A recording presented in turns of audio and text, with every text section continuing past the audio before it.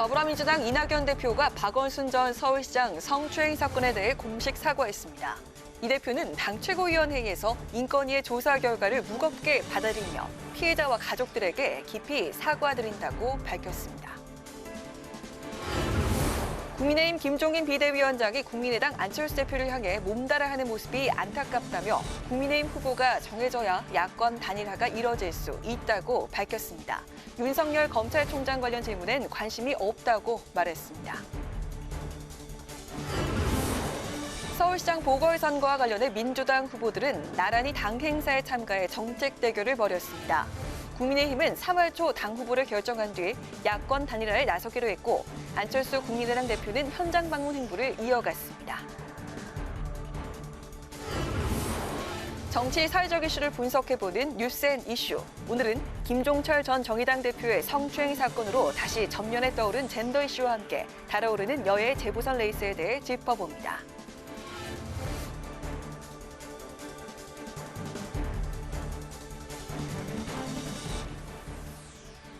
여러분 안녕하십니까? 1월 27일 의정 종합뉴스 뉴스엔 시작하겠습니다. 이낙연 더불어민주당 대표는 박원순 전 서울시장 성희롱 사건 피해자와 가족들에게 깊이 사과한다고 밝혔습니다.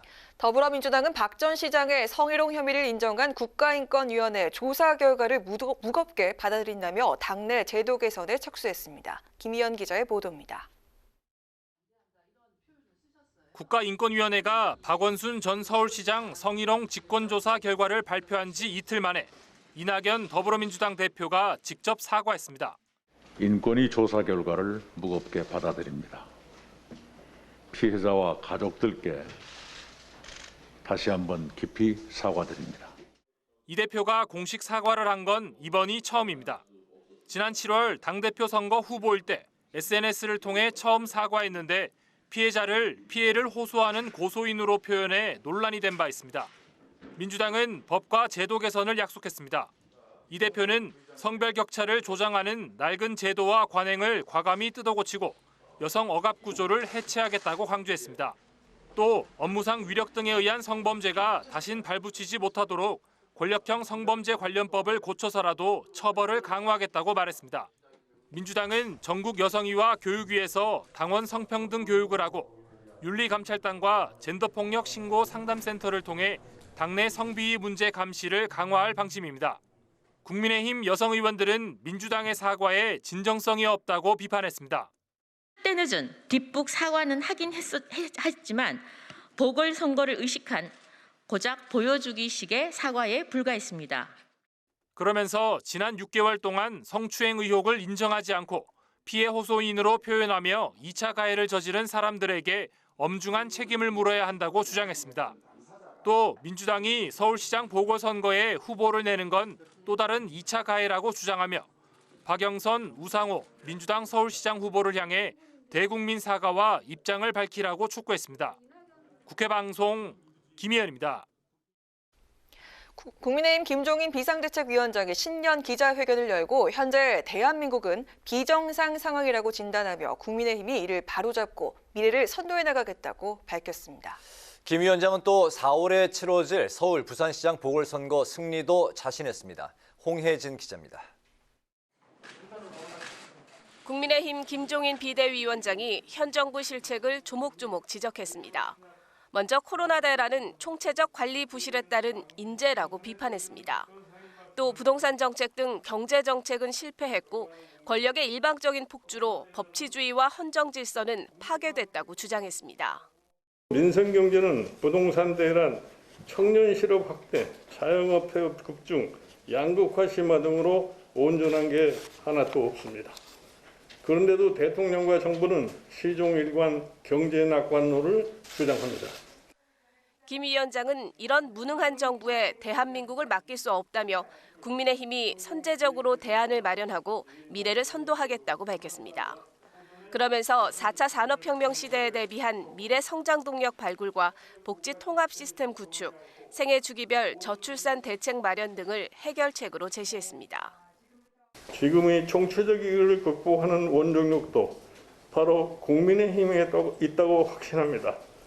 제1야당 수권정당으로서 위대한 우리 국민의 저력 그 국민의힘을 한데 모으겠습니다. 김 위원장은 4월 재보궐선거와 관련해선 승리를 확신했습니다. 국민의당 안철수 대표와의 야권 단일화 문제와 관련해선 단일화는 일주일이면 충분하다며 여전히 급할 게 없다는 입장을 견지했습니다. 그 서울시장 후보가 된다는 것에 집착하는 사람이 계속 이렇게 몸이 달아와하는 것 같은 그런 모습을 보면 좀 안타깝긴 합니다만 실질적으로 우리 후보가 만들어져야만이 단일화하는 게 이루어질 수 있지 않겠어요? 김 위원장은 정강 정책을 바꾸며 당 혁신을 추진했지만 미진한 점이 있었다며 7개월간 비대위원장으로서 당을 이끌었던 소회를 밝혔습니다. 이어 4월 보궐선거가 끝나고 정치권을 떠날 것이라면서 국민의힘이 정권 교체가 목표라면 자신의 퇴임 이후 강성 우파 노선으로 돌아가선 안 될 것이라고 지적했습니다. 국회방송 홍혜진입니다. 4.7 서울 부산시장 보궐선거에 여야 경선 대진표 윤곽이 드러나면서 보궐선거 레이스도 본격화됐습니다. 박영선 전 장관과 우상호 의원은 서울시의 정책 비전을 발표했고 후보군을 압축한 국민의힘은 3월 초 최종 후보를 선출하고 난 이후에 국민의당과 단일화를 논의할 것으로 보입니다. 김동길 기자의 보도입니다. 서울시장 후보 양자 구도를 형성한 민주당은 정책 대결을 본격화했습니다.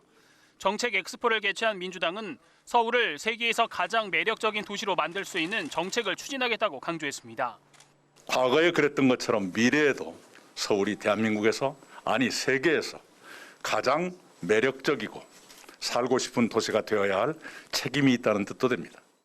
박영선 전 중소벤처기업부 장관과 우상호 의원도 행사에 나란히 참석해 서울시정을 이끌어 나갈 정책 비전을 제시했습니다.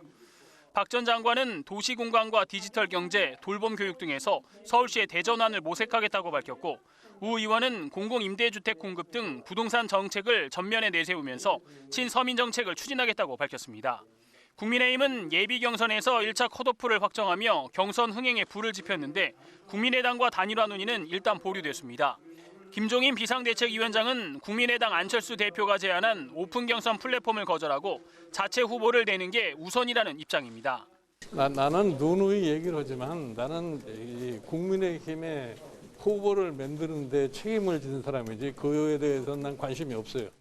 나경원 전 의원과 오세훈 전 서울시장 등 주요 예비 후보들은 단일화의 거리를 둔 채 선거운동에 매진하고 있고 어제 예비 후보 등록을 마친 국민의당 안철수 대표는 오늘 서울 남산 코로나19 생활치료센터를 방문해 관계자들을 격려했습니다. 부산시장 선거 경쟁 구도도 윤곽이 드러나고 있습니다.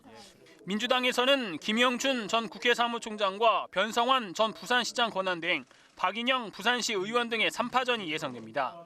국민의힘은 6명의 예비 경선 진출 후보자를 확정했는데 당 지도부는 다음 달 1일 부산에서 비대위를 열고 부산 선거의 최대 변수로 떠오른 가덕도 신공항 조성에 대한 당의 입장을 발표할 계획입니다.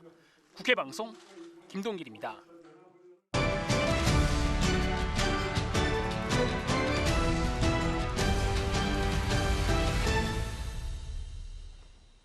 네, 이슈 분석 한도용 기자와 함께합니다. 한 기자 어서 오십시오. 네, 어서 오세요. 네, 부산시장 보궐선거의 최대 큰 쟁점이라고 하면 가덕도 신공항이 될 텐데 국민의힘 지도부는 그동안 이제 찬성 입장이 이제 아니었는데 최근에 좀 변화가 있습니까? 네, 주호영 원내대표는 다음 달 1일 이 부산에서 이 비대회의를 열고 이 가덕도 신공항에 대한 당내 입장을 정리하겠다고 밝혔습니다. 예비 타당성 조사 없이 이 특별법으로 추진해선 안 된다.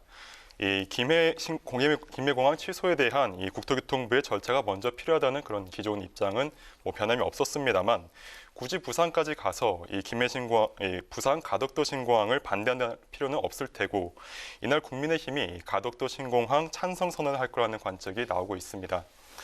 이미 국민의힘 부산시당은 부산시장 예비 후보자들에게 이 가덕도 신공항을 위한 후속 법안 처리 촉구 선언을 하자고 제의를 했다고 하고요. 아직 확정되진 않았습니다만 이 행사에 김종인 비대위원장 등 당 지도부가 동참하는 방안이 현재 유력하게 검토되고 있다고 합니다. 네, 국민의힘이 가덕도 신공항을 두고 이렇게 입장 선회를 고려하고 있는 이유가 뭘까 궁금한데요. 선거를 앞두고 표심 잡기 행보다 이렇게 봐도 될까요? 네, 그렇습니다. 최근 부울경에서 민주당 지지율이 국민의힘을 역전하면서 국민의당 지도부가 위기감을 느끼고 있다는 분석입니다. 그동안 부의경에서는 이 국민의힘이 10%포인트 넘게 이 더불어민주당에 앞서 왔는데 이게 최근에 뒤집어진 겁니다. 이런 추세가 만들어진 원인에 바로 가덕 신공항이 있는데요. 그동안 국민의힘 지도부는 가덕도 신공항에 대해 반대 입장으로 읽힐 만한 발언을 계속해 왔었죠. 김종인 비대위원장은 가덕 신공항 하나로 부산 경제가 확 달라진다고 생각하면 안 된다고 말했고요. 주호영 원내대표는 민주당이 예타 없이 국책 사업을 하는 악선례를 만들려 한다. 계속 반대해 왔었죠. 이 두 사람 중 사실 김 비대위원장은 찬성 입장을 갖고 있다는 이야기가 당 밖으로 새어나오기도 했습니다만 대구 지역을 지역구로 두고 있는 주호영 원내대표는 반대 입장이 명확했습니다. 대표적인 게 지난해 11월 박수영 의원 등 부산 지역 15명 의원들이 가덕 신공항 특별법을 발의했을 때인데요. 이때 주호영 원내대표는 기자들 앞에서 지도부와 논의도 없이 법안을 내서 여기에 대해서 강하게 질책했다고 말했습니다. 이런 국민의힘과 달리 민주당은 처음부터 가덕도 신공항 찬성으로 당론을 모았습니다. 이낙연 대표는 2월 임시국회에서 가덕 신공항 특별법을 반드시 처리하겠다고 밝혔고요. 지난 21일 부산에서 이 점을 다시 한번 확인시켰습니다. 그리고 김 비대위원장의 발언을 콕 집어서 나는 공항 하나로 경제가 달라질 수 있다고 믿는다 이렇게 말하는 것도 잊지 않았습니다. 또 국민의힘 당내 의견이 이게 엇갈리는 점을 파고들어서 공격도 가하고 있는데요. 김태년 원내대표는 이 사안에 대한 국민의힘 지도부의 본심이 뭔지 밝히라고 요구했습니다. 그러니까 이 모든 상황은 민주당이 가덕도 신공항에 찬성하고 국민의힘은 반대하는 걸로 비춰졌고 이에 따라서 부산 시민들의 여론이 움직였다는 분석입니다. 네, 그런데 이 국민의힘이 처음부터 가덕도 신공항에 찬성하지 못한 그 내부 사정도 있었다고요? 네, 그렇습니다. 바로 이 대구 경북 지역 의원들의 반대입니다. 사실 이 현 정부가 박근혜 정부 때 이게 결정이 된 이 김해 신공항을 취소하고 대신 추진한 게 부산 가덕도 신공항인데요. 멋대로 정한 정부 여당에 우리가 왜 따라가야 되냐? 그러면은 이 지역 반발은 우리더러 어쩌라는 거냐? 이런 입장입니다. 국민의힘 전반적으로는 일단은 눈앞에 닥친 보궐선거 승리가 더 중요하다. 이 찬성 쪽으로 공감대가 형성되는 것으로 알려졌습니다만 아직도 이 갈등은 현재 진행형입니다. 곽상도 의원을 비롯해서 이 TK 지역 국민의힘 의원들은 다음 달 이 밀양 신공항 특별법을 발의할 예정인데 가덕도 신공항 특별법에 대해 반대하는 맞불 성격입니다. 이런 상황에서 이미 부산시장 보궐선거에 출마한 예비 후보들은 이 지도부의 명확한 입장 표명을 촉구하고 있습니다. 박형준, 이현주 예비 후보는 당론과 상관없이 이미 오래전부터 가덕 신공항 찬성 입장을 밝혔고요. 최근에 나아가 지도부를 에둘러 비판까지 하고 있습니다. 박형준 예비 후보는 가덕 신공항은 30년 된 북한 시민들의 여망인데 부산 시민들이 우리 당에 섭섭함을 갖고 있는 게 아닌가 싶다 이렇게 말했고요. 이현주 예비 후보는 좀 더 표현이 셉니다. 민주당 예비 후보들에 비해서 우리는 각자 도생하는 느낌이 든다. 당 지도부가 이 문제에 대해 너무 미적지근하다고 말했습니다. 그러니까 부산 국민의힘 지지율에 빨간불이 켜진 상태에서 긴급히 SOS를 치고 있다고도 볼 수 있겠습니다. 네, 시간이 흐를수록 국민의힘에겐 이대로 좋지 않은 상황이 흘러갈 텐데 이 문제에 대해서 어떤 식으로 입장을 정리할까요? 네, 지금 상태 그대로 가게 되면 국민의힘은 더 어려워집니다. 민주당은 다음 달 임시국회에서 이 특별법 처리에 나설 예정인데요. 여당 의원 136명에 국민의힘 부산 의원 15명을 더하면 151명. 딱 그 가결 정족수가 채워집니다. 근데 이 상황에서 국민의힘 일부 이탈표가 이렇게 나와서 이 부결 가능성이 제기되거나 혹은 민주당이 단독 이 처리를 강행할 경우에 마치 국민의힘 전체가 이 가덕 신공항에 반대하는 듯한 인상을 다시 한번 강하게 줄 수 있고 국민의힘은 이 상황만큼은 가급적 피하고자 할 가능성이 높아 보입니다. 지금까지는 가덕도냐 아니면 김해 혹은 밀양이냐 이런 양자택일적인 딜레마 속에서 정부랑 대통령이 먼저 이 문제에 대해서 책임지고 명확한 입장 보여라 이렇게 초점을 돌리려고 노력해 보기도 했습니다만 그게 별로 이렇게 지지율 방어에 효과가 없다는 게 드러난 이상 그리고 또 정부가 요구대로 행할 가능성도 그다지 크지 않은 이상 이르면 1일 이 가덕도 신공항 창성 쪽으로 혹은 적어도 예전보다는 보다 진일보한 입장을 취할 가능성이 현재로선 높아 보입니다. 네. 그러니까 찬성 쪽으로 가닥은 잡아가고 있는 분위기지만 갈등은 아직도 현재 진행형이다. 이렇게 보면 그렇죠. 되겠군요. 네, 그렇게 볼 수 있겠습니다. 네, 지금까지 부산시장 보궐선거 최대 쟁점인 가덕도 신공항과 관련해서 한도영 기자와 함께했습니다. 한 기자 수고했습니다. 수고했습니다. 바이든 정부 초대 외교수장에 지명된 토니 블랭컨 국무장관이 상원 인준을 통과하면서 외교안보 라인이 완성됐습니다. 미국 새 정부의 대북 전략에 관심이 쏠리고 있습니다. 노무현 정부의 초대 외교통상부 장관을 지낸 윤영관 전 장관이 바이든 정부의 대북 정책을 전망했습니다. 강민지 기자입니다.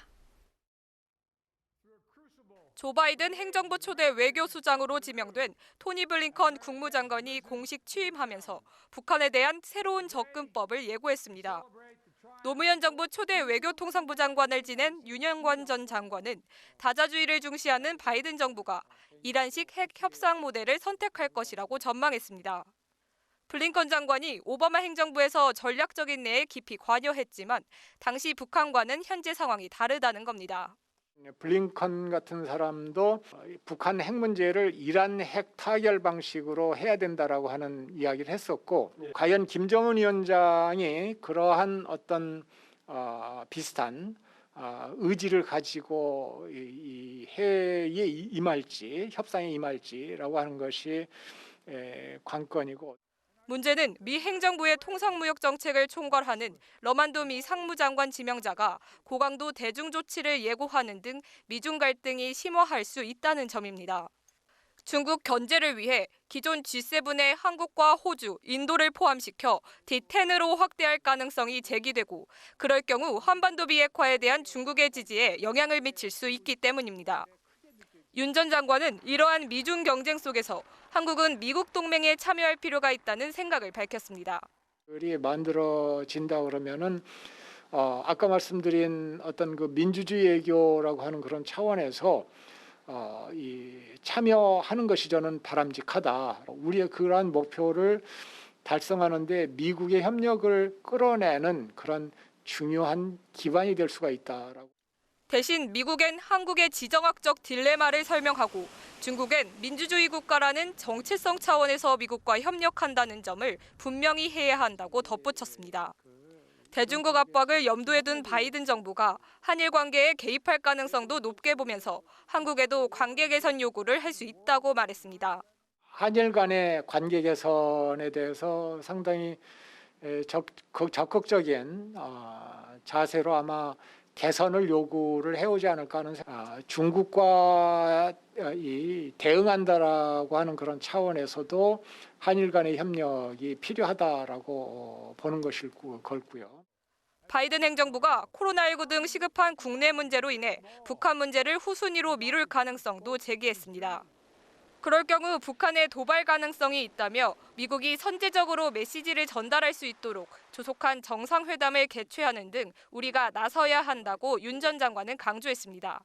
국회 방송 강민지입니다. 문재인 대통령이 박범계 법무부 장관 임명안을 제거했습니다. 앞서 국회 법제사법위원회는 오늘 전체 회의를 열고 더불어민주당 단독으로 박 장관의 인사청문 경과 보고서를 채택했습니다. 반면 국민의힘 의원들은 박 장관의 법무부 장관직 임명을 반대한다며 회의에 불참했습니다. 국회 청문회와 임명안 제거를 거친 박 장관은 내일부터 공식 임기를 시작합니다.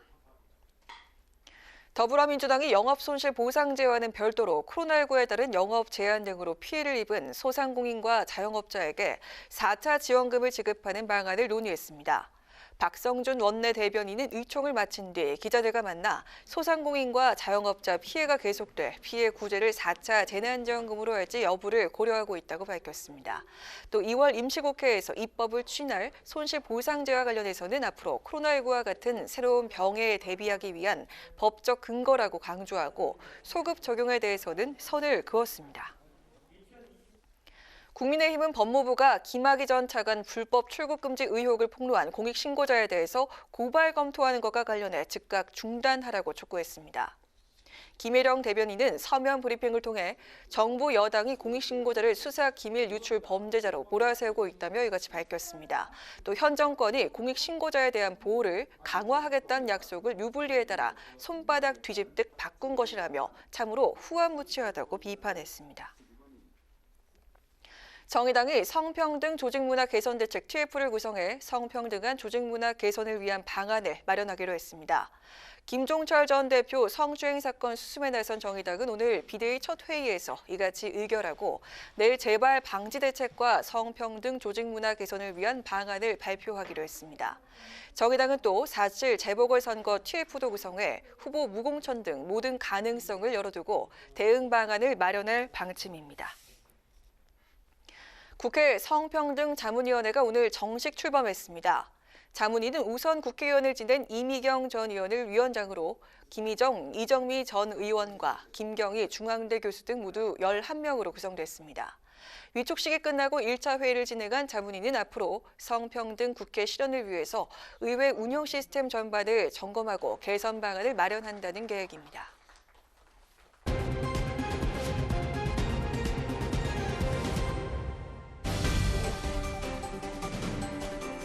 강아랑의 정치톡 시간입니다. 1월 27일 시선을 집중시킨 정치 뉴스는 무엇이었는지 지금부터 만나보시죠. 네, 오늘의 첫 번째 정치톡은 바로 후궁 논란입니다. AI와 인간의 공존을 말하는 2021년에 정치권은 조선시대로 돌아갔습니다.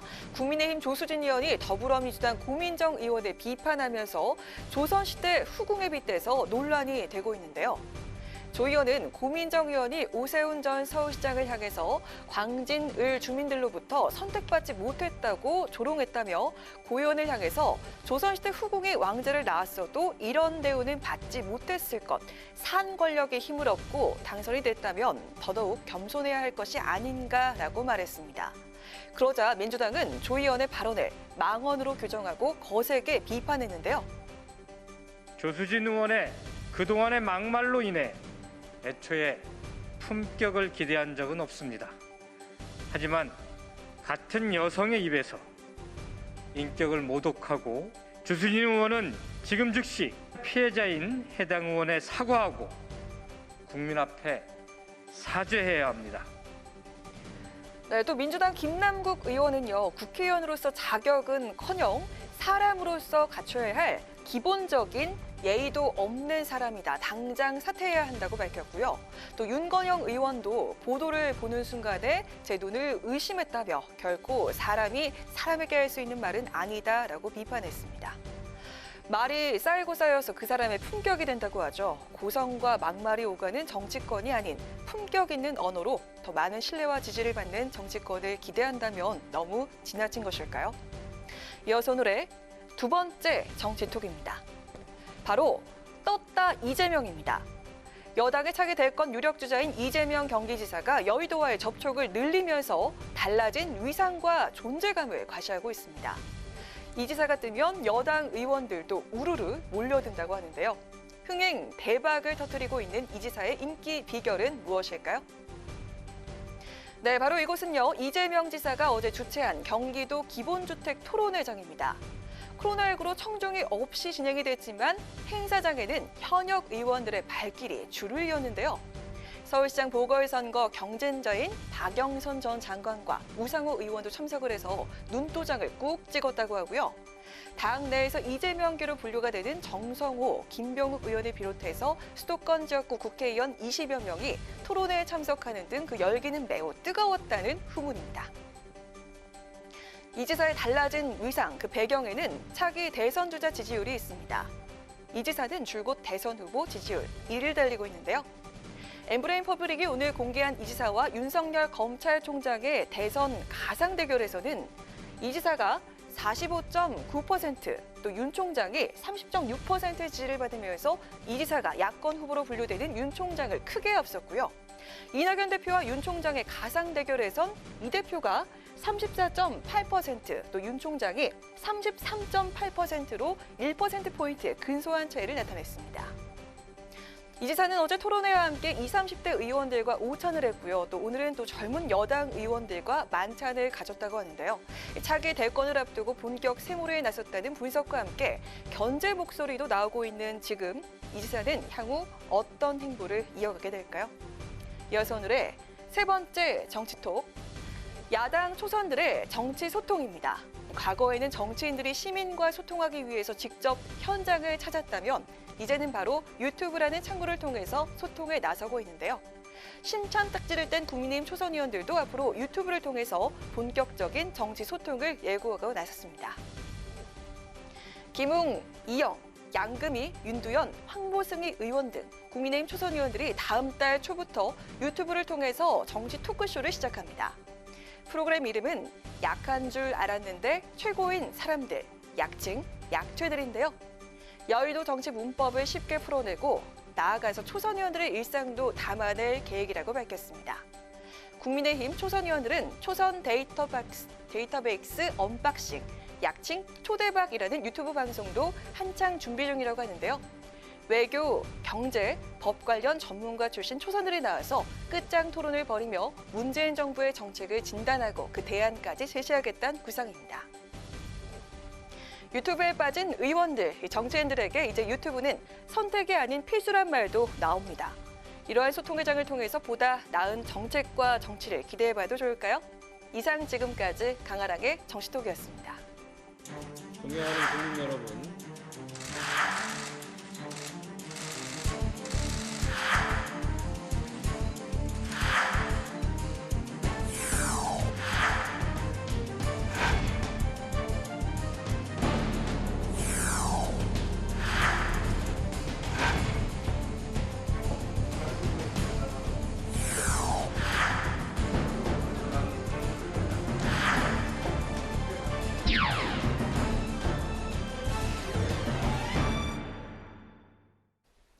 네, 이번 순서는 정치 사회적인 이슈를 분석해보는 뉴스앤 이슈입니다. 매주 수요일 함께하는 두 분이시죠. 최진봉 교수, 장성철 소장 나오셨습니다. 두 분 반갑습니다. 안녕하세요. 안녕하세요. 당대표의 소속 의원 성추행이라는 초유의 위기를 맞고 있는 정의당, 총체적 위기를 맞고 있는데요. 현재 비상대책회의를 가동을 하고 재보궐선거 무공천 카드를 이제 들고 있는데 이런 노력들이 이번 그 사태를 진정시키는데 뭐 어느 정도 영향을 미칠까요? 저는 좀 제한적이지 않을까 하는 생각이 듭니다. 왜냐하면 정의당이 워낙 선명하게 이제 그 여성 또 피해자 중심 이런 부분을 강조를 많이 했었거든요. 네. 그런데 그것도 현직 대표가 그 일에 연루가 돼서 이런 비판을 받고 있으니 제가 볼 때 이렇게 쉽사리 이 문제가 잦아들 것 같지는 않습니다. 그 말은 뭔가 정말 일반인들이 생각하는 수준 이상의 어떤 당의 쇄신이 없다고 하면 정의당을 지지했던 분들이 다시 돌아오기 어려울 수도 있다 이런 생각이 들어요. 그래서 아마 제가 볼 때는 그냥 일반적 수준에서의 사과로 끝날 것이 아니라 당 해체 수준이라는 얘기도 나오고 있는데 그 정도 수준의 쇄신이 반드시 필요한 상황이다. 그렇지 않고서는 원래 본인들이 주장했던 주장의 정당성을 확보하면서 또 국민들 또는 당원들, 지지자들의 지지를 다시 끌어오기가 어려울 것이라는 생각이 들어요. 네. 그래서 제가 볼 때는 정의당 같은 경우에는 아마 뼈를 깎는 성찰과 쇄신이 있을 걸로 보여지고요. 그게 어떤 방법이든 국민의 기대하고 있는 것을 뛰어넘는 정도의 쇄신이 반드시 수반되는 것이 필요하지 않을까 이런 생각이 듭니다. 네네. 당 해체 수준으로 가야 되지 않을까 싶습니다. 우리나라 아니면 전 세계적으로요.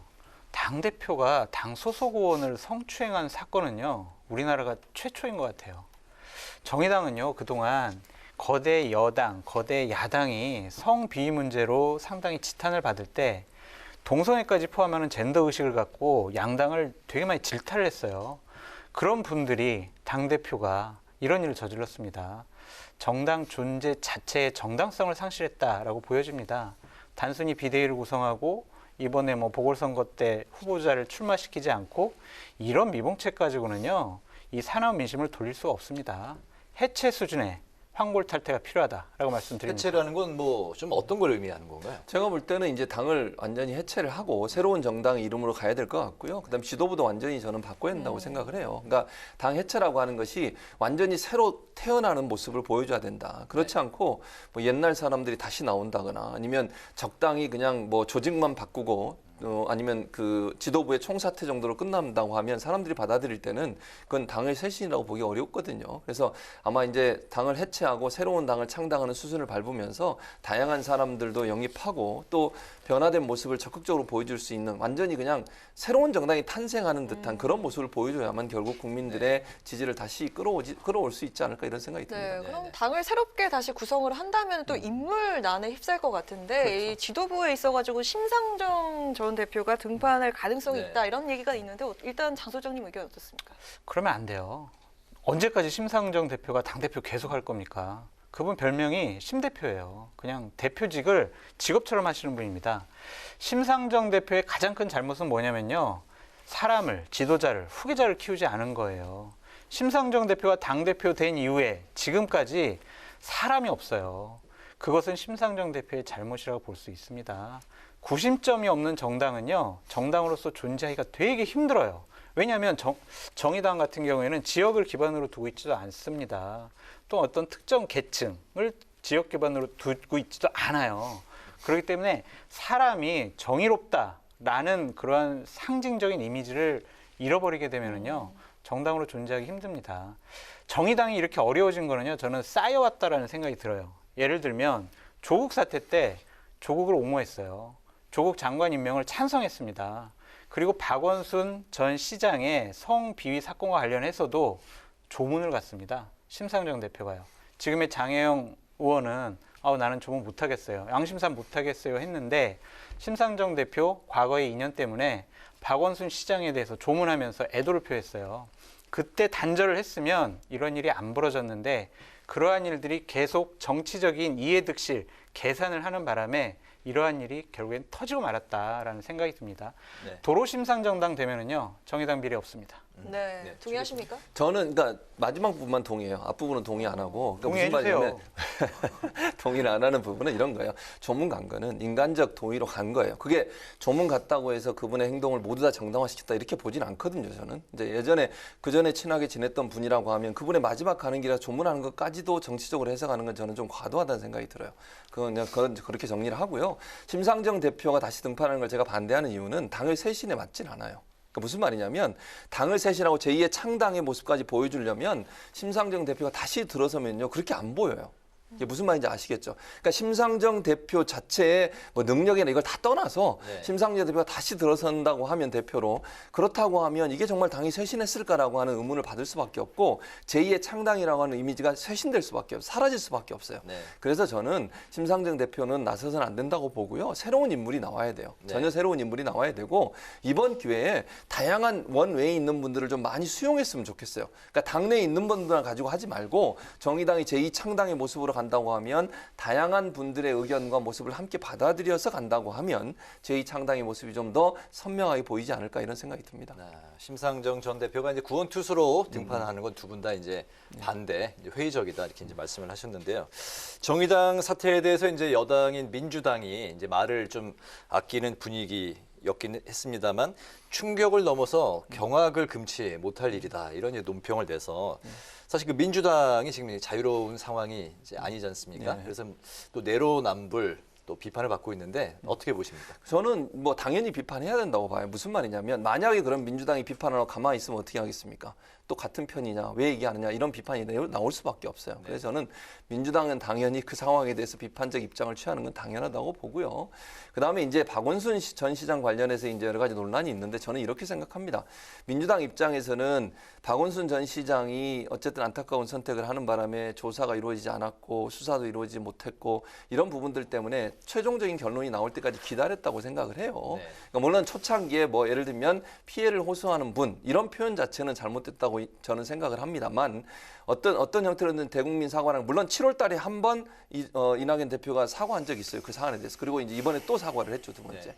그래서 최종적인 결론이 나오기 전까지는 그런 사과를 하는 것은 좀 늦췄다고 저는 보거든요. 왜냐하면 이제 박원순 시장 측이나 그쪽에서 일했던 분들은 또 이게 사실이 아니라고 주장하는 또 주장이 있었어요. 그래서 피해자의 주장을 존중하지만 그럼에도 불구하고 이게 명확하게 국가기관이나 아니면 어떤 그 조사기관이 이 부분이 성희롱이다라고 마지막 결론을 내리기 전까지 좀 기다렸다고 저는 보고요. 그게 국민들이 비판하신다면 그건 달게 받아야 된다고 저는 생각해요. 그래서 이 시점에서 사과한 게 잘못됐다고 주장하는 야권의 주장은 정치적으로 그렇게 할 수는 있겠지만 저는 시점을 그렇게 따질 수밖에 없었던 것은 모든 수사가 끝나서 어떤 결론이 나왔을 때 거기에 대해 책임 있는 사람의 목소리가 나올 필요가 있다는 생각에서 아마 그 시점에서 한 게 아닌가 저는 그렇게 봅니다.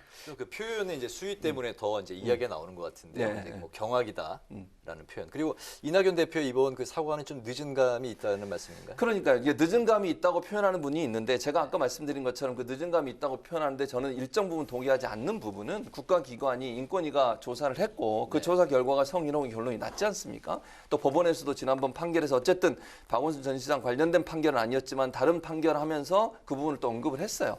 이게 두 군데서 이런 결과가 나왔기 때문에 이제는 사과할 필요가 있다는 생각이 들고요. 그런 마음이 있다 하더라도 어쨌든 반대하는 쪽에서는 또 본인이 인정을 안 하는 그런 목소리가 있었기 때문에 이 최종 결론이 나온 이후에 사과를 하는 것은 적절한 타이밍이었다고 생각을 합니다. 네네, 장선철 씨. 늦었죠. 민주당의 이런 태도는요. 후한무치, 내로남불, 정말 적반하장 이렇게 말씀드릴 수밖에 없습니다. 대변인이 얘기했죠. 정의당 보고 무관용의 원칙으로 조치를 해라. 자신들은 무관용 원칙으로 조치했습니까? 100번 양보해서 최진봉 교수님 말씀 맞다고 쳐요. 그러면요. 지금 정의당 이 사건 인권위에서 조사도 안 했습니다. 그리고 법원에서 판결도 안 나왔어요. 뭐를 조치를 해요? 똑같은 말로 말씀드리면 그러면 정의당 지금 사과할 필요도 없잖아요. 법원 판결 나올 때까지 기다립니까? 이러면 안 됩니다. 저는요, 그러니까 100번 양보해가지고 최진봉 교수님 말씀이 옳다고 하더라도 최소한 민주당은 공격과 옹호를 하지 말았어야 돼요. 우리 지난 6개월 전을 한번 생각을 해보자고요. 고 박원순 시장 돌아가셨습니다. 그때 뭐라고 그랬습니까? 민주당 플랜카드 걸었어요. 님의 뜻을 기억하겠습니다. 라고 했습니다. 박원순 시장은 맑은 분이라고 칭송했어요. 이게 맞아요? 그 말을 들은 피해자 맑은 분한테 그러면 그런 성추행 당한 겁니까? 이런 태도를 하면 안 된다는 거예요. 민주당 지지자들이요. 피해자를 꽃뱀이라고 공격했어요. 그럴 때 민주당 지도부 가만히 있었습니다. 그냥 그걸 질타했어야죠. 못하게 했어야죠. 가만히 있었습니다. 그리고 본인들의 규칙 사유로 보궐선거 열리잖아요. 국민과의 약속인 당원을 바꾸면서 정치적인 이해득실 때문에 우리는 국민의 심판을 받는 게 약속을 지키는 겁니다. 라고 하면서 공천을 결정했어요. 이게 맞아요? 저는 이런 것이 잘못됐다고 하는 거예요. 공격하고 옹호를 했습니다. 이러한 태도, 뒤늦은 사과도 문제지만 과거의 이러한 말과 행동들이 더 잘못이다라고 말씀드립니다. 제가 한마디를 꼭 하고 네네. 넘어가야 될 것 같아요. 네. 장 소장이 저한테 얼굴을 붉히면서까지 얘기를 했으니까 네. 웃으면서 얘기를 해야지. 근데 저는 이렇게 생각해요. 정의당 사안은 법원 판결이나 아니면 국가기관의 조사가 안 끝났지만 왜 그게 비판이 대상이 되냐면 본인이 인정을 했어요. 가해자가. 내가 변명할 수 없는 범죄를 저질렀다라고 얘기를 했습니다. 그래서 이거는 비판할 수 있다고 저는 생각해요. 그러니까 박원순 시장 사건 같은 경우에는 아까도 말씀드렸지만 물론 피해자가 주장하는 주장을 존중하고 그 주장에 대해서 대부분 다 인정하고 가지만 반대하는 쪽에서는 또 반대의 목소리가 있었어요, 분명히. 실체를 파악하는 데 상당히 어려움이 있었다는 말씀을 드리는 거예요. 그래서 저는 이제 시기치적으로 늦었다고 보고 정의당 같은 경우에는 법적인 판결은 안 났지만 본인들도 인정을 하잖아요. 가해자도 내가 그거 잘못했다라고 인정했기 때문에 저는 비판할 수 있다고 봐요. 그래서 그런 차원에서 그래도 왜 늦게 했냐 이런 비판이 있다면 그건 받아들여야 돼요. 당연히. 그건 당연히 받아야 된다고 생각하고 지도부 입장에서는 아마 그런 얘기가 있었던 것 같고 그다음에 이제 아까 얘기했던 장 소장이 뭐 여러 몇몇 사람들이 했던 얘기들을 쭉 말씀을 하셨는데 물론 그분들이 했던 말은 그분들 생각이니까 그분들의 생각이 잘못될 수 있다고 저는 봐요. 또 그분들의 관점에서 그렇게 얘기한 거지 그게 당의 대표적인 어떤 대표의 목소리가 이건 아니었고요. 당의 전체적인 목소리는 아니었어요.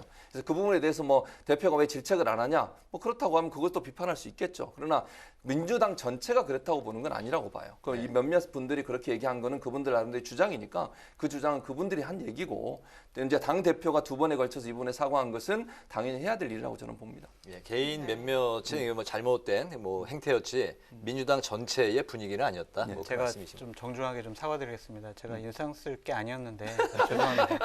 그리고 한 가지만 좀 저도 인상 덧붙일게요. 쓰신 걸로는 안 봤어요. 박원순 시장 같은 경우에는 본인의 잘못을 인정을 하고 극단적인 선택을 하셨잖아요.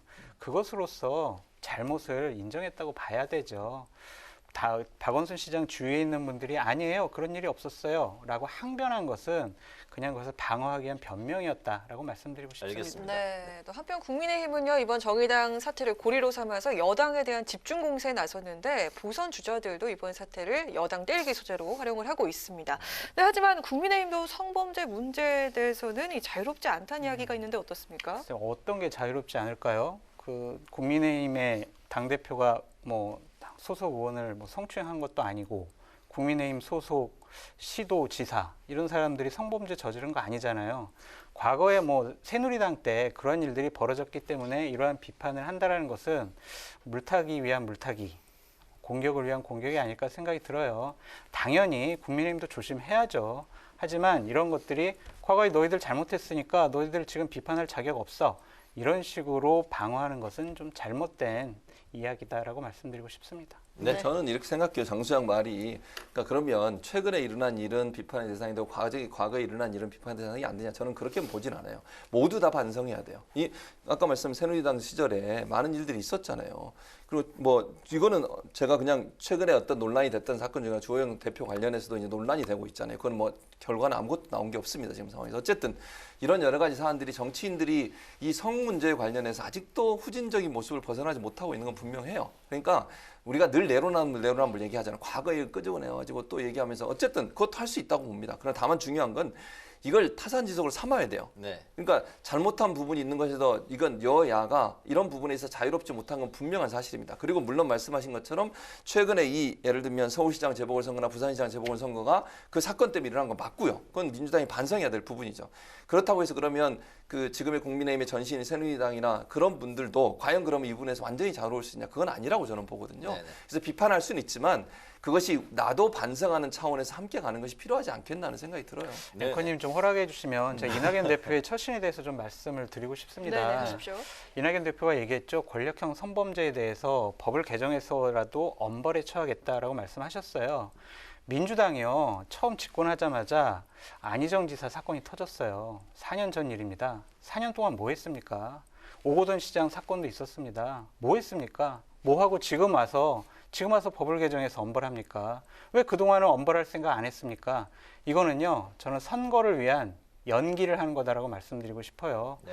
앞으로 선거가 있으니까 국민의 마음을 사야 된다. 우리 반성하는 모습 보여야 된다. 그렇기 때문에 이런 식의 정치적인 물타기를 하는 것이다라고 보여집니다. 그래서 이낙연 대표의 말은 진정성이 좀 결여돼 있다라고 비판하고 싶습니다. 네, 워낙 이 사안이 크다 보니까 오늘 이제 토론이 뜨거운데요.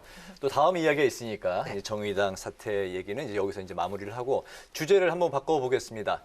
박영선 이제 전 장관이 서울시장 보궐선거에 이제 링 위에 오르면서 우상호 의원과 이제 2파전으로 이제 압축이 된 상황인데. 출발은 뭐 누님, 누나, 동생 이렇게 훈훈하게 이제 출발은 했지만 친문 표심 잡기 경쟁을 이제 벌이는 양상인데요. 박영선 전 장관에게는 이제 대통령의 복심이라고 불리는 윤건영 의원이 이제 그 캠프에 이제 합류할 거라는 이제 뭐 예상들이 나오고 있고 우상호 의원에게는 임종석 전 비서실장이 또 이제 공개 지지를 하면서 약간 그 대리전도 이제 하는 그런 양상도 보이는데. 맞아요. 친문 표심 잡기 경쟁 어떻게 보십니까? 그러니까 당연히 이제 친문 표심 잡기를 해야 될 수밖에 없는 게 국민의힘은 100% 국민 경선만 하잖아요. 근데 민주당 같은 경우는 50-50이에요. 50%가 권리당원, 그리고 50%가 이제 일반 국민 이렇게 돼 있거든요. 네. 그러다 보니까 권리당원들이 대부분 이제 많은 부분 친문 진영에 있는 분들이 권리당원으로 돼 있어서 그분들의 마음을 사지 않으면 후보로 당선될 수가 없거든요. 경선에서 이길 수가 없는 상황이 되다 보니 그 경쟁이 뜨거울 수밖에 없는데 저는 뭐 이렇게 생각합니다. 이게 초창기 처음 시작할 때는 친문들의 마음을 얻기 위해서 여러 가지 활동을 하겠지만 결국 친문들도 전략적 선택을 할 거라고 저는 봐요. 결론에 가면 지금 무슨 말씀을 드리고 싶은 거냐면 기본적으로 이제 국민의힘의 후보가 누가 될 거냐에 따라서 그 후보와 본선에서 싸워서 이길 수 있는 사람한테 전략적 선택을 할 거라고 저는 보거든요. 그런 이유가 뭐냐면 이번 재보선은 물론 지금 현재 상황으로는 국민의힘이 좀 앞서는 것처럼 보이지만 저는 박빙으로 갈 거라고 봅니다. 결론으로 가면 막판까지 가면 그러면 이번에 만약에 지게 되면요. 보수든 진보든 지게 되면 다음 대선에도 영향을 미치게 될 것이고요. 여론도 상당히 안 좋아질 수 있어요. 그럼 친문 입장에서는 뭐 이게 마음에 들든 안 들든 누가 나가서 싸워서 이길 수 있느냐는 그런 어떤 본선에서의 경쟁력 가능성을 충분히 볼 거라고 봅니다. 네. 그래서 전략적으로 마지막 선택은 그쪽으로 갈 거다. 즉 결국 친문의 마음을 얻기 위해서 이 두 분이 해야 할 일은 뭐냐면 본선 경쟁력이 뛰어나다는 걸 적극적으로 어필해야 한다고 생각해요. 조직만 끌어들여가지고 된 문제가 아니라고 저는 보거든요. 네. 이번엔 질 수 없는 싸움이에요. 특히 부산은 이제 더 어려운 상황에서 싸우고 있잖아요. 둘 중에 하나라도 예를 들면 뭐 예컨대 저는 이제 뭐 어떻게 될지 결론은 모르지만 부산이 지더라도 서울을 가져오는 민주당은 어느 정도 수정을 하는 거예요. 민주당 입장에서 이건 손해보는 장사는 아니라고 보거든요. 계산적으로 본다고 하면. 그렇기 때문에 서울을 어떻게든지 잡으려고 노력을 할 겁니다. 그러면 친문이나 대통령을 지지하는 사람들 입장에서는 선거에 이길 수 있는 판을 만들려고 할 거예요. 그래서 저는 마지막에 결집이 될 거기 때문에 누가 본선 경쟁력이 있고 국민의힘 후보와 다투어서 이길 수 있느냐 하는 부분이 결국은 친문의 어떤 마음을 사는데 결정적인 역할을 할 거라고 봅니다. 네. 근데 요새 이제 가덕도 신공항 때문에 이제 부산이 약간 민주당 흐름으로 뭐 약간 그 가닥이 좀 잡혀 있고 오히려 서울이 이제 조금 더 힘든 뭐 그런 양상을 띠고 있습니다만 저는 친문 표심을 잡기 위한 경쟁에서 박영선 전 장관의 완승이라고 말씀드리고 싶습니다. 출마 선언하기 전날 아주 주옥 같은 얘기를 하셨죠. 우리 대한민국은 문재인 보유국이다. 이거 이상 친문의 마음을 살 수 있는 말이 없어요. 이미 거기서 끝났다라고 저는 말씀드리고 싶고요. 또 하나 중요한 것은 교수님 잘 설명해 주셨듯이 본선 경쟁력입니다. 양자 대결을 붙여봤어요. 뭐 박영선 대 안철수, 박영선 대 나경원, 우상호 대 안철수 이렇게 비교해 봤을 때 박영선 의원이 훨씬 더 경쟁력이 높다라고 현재까지는 조사되고 있거든요. 그렇다면 친문 세력들은 이렇게 생각할 거예요. 누가 이겨?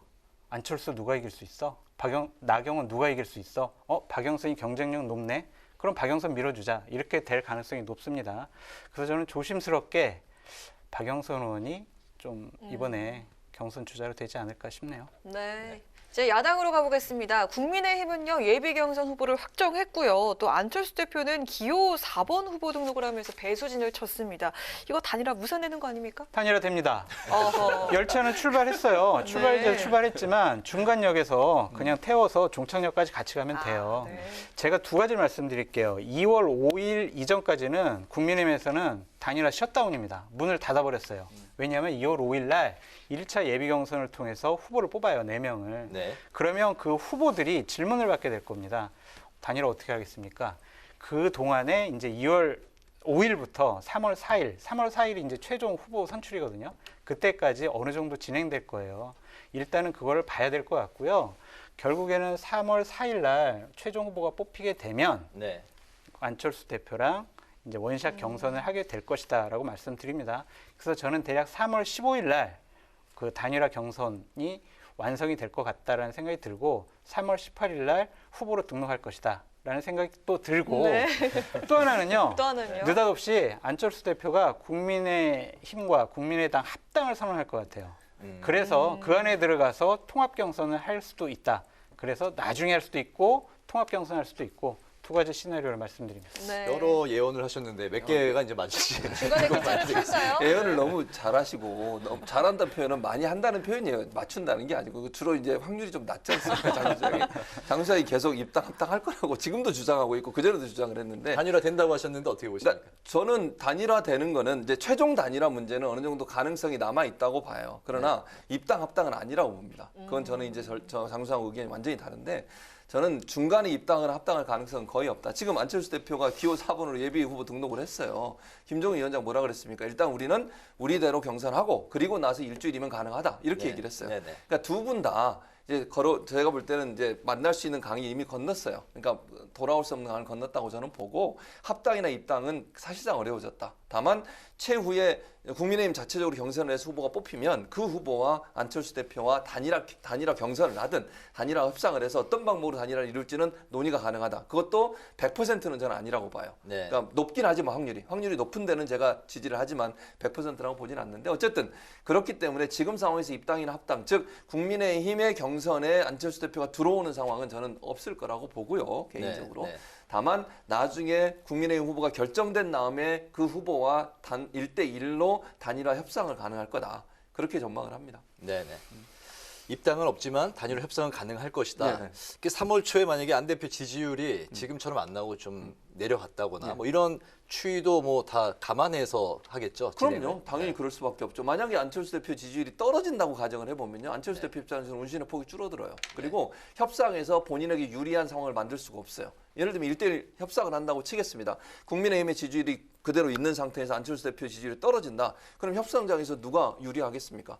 국민의힘 입장에서 더 강하게 본인에게 유리한 협상 카드를 내놓을 겁니다. 단일화 경선을 어떻게 할 거냐 그러면 단일화 협상을 어떤 방법으로 할 거냐가 중요할 텐데 거기에서 안철수 대표의 목소리는 줄어들 수밖에 없어요. 그리고 본인이 혼자 나온다고 뛰쳐나갈 수도 저는 있다고 보거든요. 그러니까 그 상황 때문에 제가 아까 말씀드린 것처럼 100%라고 보진 않는 거예요. 지금 안철수 대표 입장에서 본인에게 유리하게 단일화 협상이 진행이 안 된다고 하면 제3후보로 또 나올 가능성은 저는 충분히 있다고 봐요. 예전에도 그렇게 하셨고. 그렇기 때문에 단일화 협상에서 그게 저는 관건이 될 거라고 봐요. 그걸 좀 지켜봐야 된다고 봅니다. 장 수장님이 그 단일화 된다고 하셨으니까 제가 이제 질문 하나 드릴 텐데 답변이 그 시간 관계상 좀 짧게 부탁을 드리겠습니다. 안철수 대표가 이제 기호 4번으로 어쨌든 단일화가 되더라도 기호 4번으로 나오는 거잖아요. 그럴 경우에 이제 국민의힘은 이제 후보가 없이 단일화 없이 그리고 이제 기호 4번으로 안철수 대표 혼자 이제 나오게 되는 상황을 국민의힘 측 지지자들이 받아들일 수 있을까요? 받아들일 수가 없죠. 그런데 기본적으로 단일화보다 더 중요한 거는 이번에 서울시장직을 꼭 찾아오자라는 그 절박감이 더 커요. 그렇기 때문에 그냥 국민의힘 후보가 없더라도 단일화 과정을 거쳐서 안철수 대표가 되면은 안철수 대표를 전폭적으로 밀어줄 것 같다라는 생각이 듭니다. 네네, 잘 알겠습니다. 오늘 그 뉴스앤 이슈는 정의당 사태 그리고 서울시장 보궐선거와 관련해서 이야기를 나눠봤습니다. 지금까지 최진봉 성공회대 교수, 장성철 공감과 논쟁 정책센터 소장과 함께했습니다. 오늘 두 분 말씀 고맙습니다. 네, 고맙습니다. 네, 내일은 강한 바람을 동반한 눈과 비가 내리겠습니다. 주로 눈이 내릴 텐데요. 오전에 서쪽 지역을 시작으로 낮 동안 그 밖의 지역으로 확대가 되겠습니다. 눈은 퇴근길 무렵에 그치겠습니다. 호남과 충남 서해안, 제주 지역은 모레 오전까지 길게 더 이어지겠습니다. 금요일 아침 서울의 기온이 영하 12도까지 떨어지면서 다시 매우 추워지겠습니다. 네, 오늘 뉴스엔은 여기서 마치겠습니다. 국민의 국회를 위해서 내일도 뉴스엔이 함께하겠습니다. 시청해주신 여러분 고맙습니다.